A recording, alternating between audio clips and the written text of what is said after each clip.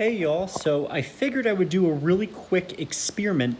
So I took a swatch of hair and I put it in a sodium hydroxide relaxer that, claimed to be conditioning and all these other claims of being, good for the hair.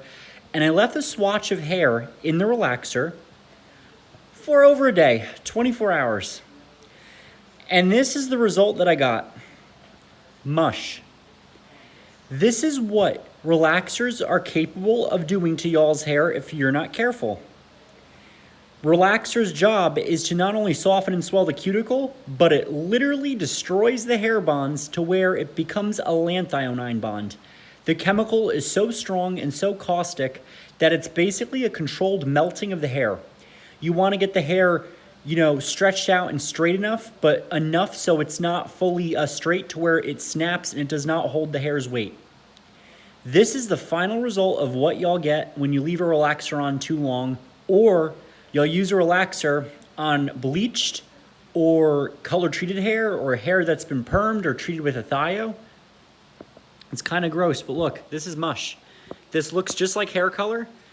The hair has been completely melted down into nothing, the protein fully denatured, and what y'all are seeing right there is melanin. That's just the melanin inside the hair that was dark brown, almost black. Completely melted and denatured. And again, there is no saving this hair at all. There was no saying, oh, we're going to save this hair. We're going to, somehow put some, Olaplex or a bond multiplier in there and fix this. No, this is mush. Once you have mush, you're not going to make it come back. You can't take this, put it in a little cookie mold, bake it, and say, oh, we got the hair back. At this point, the client's scalp would probably be melted as well. They would have had a second, at the very least, a second-degree burn, maybe a third-degree burn, and it would have been a lawsuit in the salon.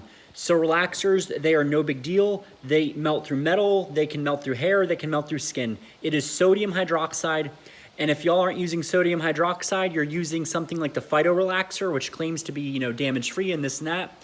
It's still a chemical. Remember the saying, no lie is a lie. Thank y'all for this little short, and I hope that all of y'all have a great time, and if y'all are in a cosmetology class, show this to your fellow classmates because this is what is going to happen to your hair. I am working very hard, and I'm going to try to get a company called Varsity Tutors to start offering cosmetology study review or theory review. I would love to start this new career opportunity for professional cosmetologists, estheticians, nail techs to be able to go on there and help other students who are struggling in school because it's a lot of work, and I'm a visual learner. I learn by doing. I know a lot of y'all are too. And doing experiments like this is key. Knowing what can happen to your hair if you use the wrong product or mess up with the relaxer. The stakes are huge.